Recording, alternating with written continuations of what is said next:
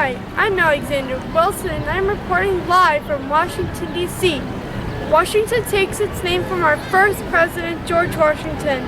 The Columbian District of Columbia stands for Christopher Columbus. Washington, D.C. is not a state, nor is it part of any state. It is a unique federal district created specifically to be the seat of government.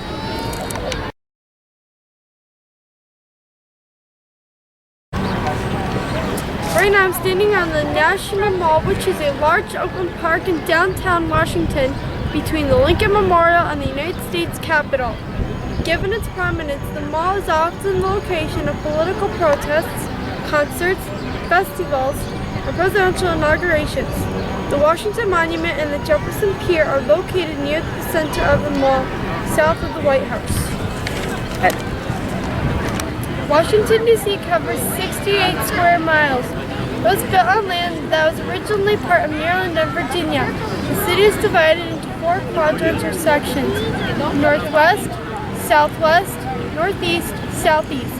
The U.S. Capitol building marks the center of the city and is where the 4 quadrants meet. The Capitol building is directly behind me.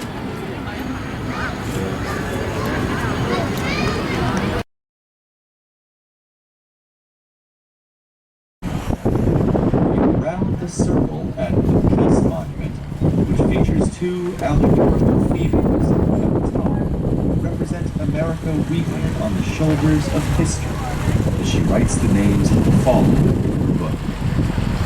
This monument is dedicated to naval defenders of the Civil War. This is your stop.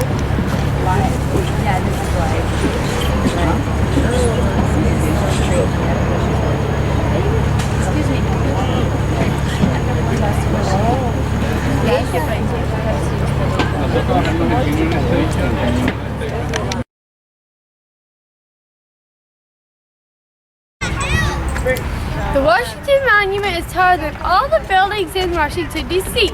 It is 555 feet tall.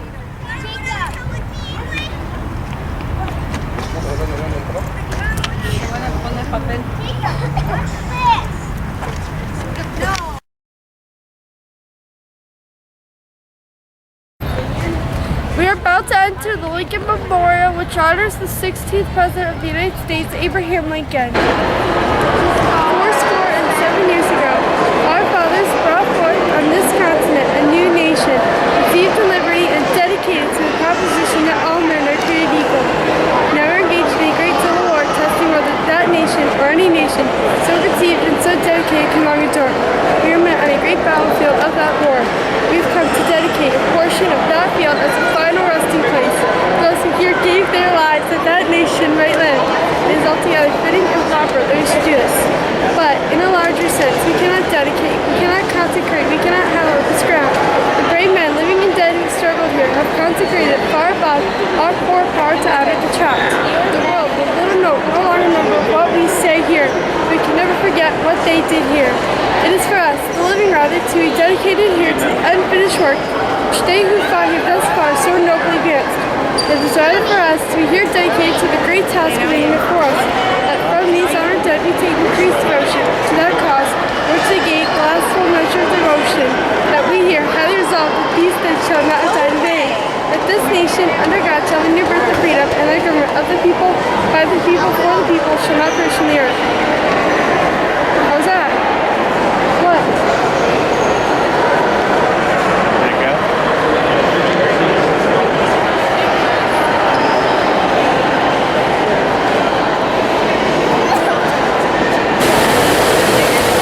Here I am at the World War II Memorial, commemorating all the soldiers who fought in the military.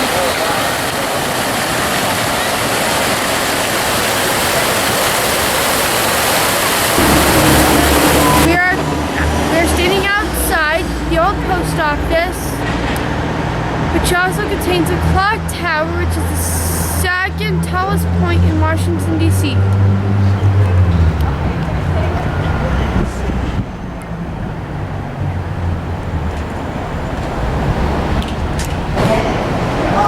Here we are at the top of the bell tower, one of the second tallest building in Washington, D.C.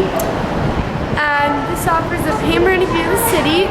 And behind you is the Capitol building. Yeah, I was right. This is the FBI over here.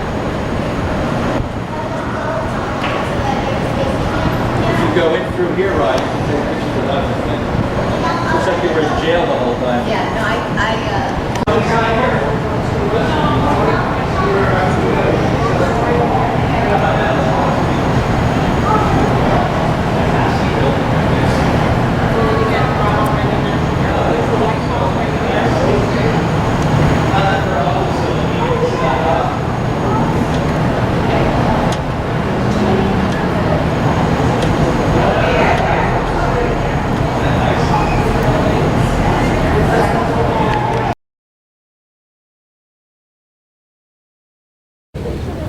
Here we are in front of the White House. Washington takes its name from our first president, George Washington. The Columbian District of Columbia stands for Christopher Columbus. Washington, D.C. is not a state nor is a part of any state. It is a unique federal district created specifically to be the seat of government. Motto: Justice for all. D.C.'s official seal has a picture of a woman who represents justice, hanging a wreath on a statue of George Washington.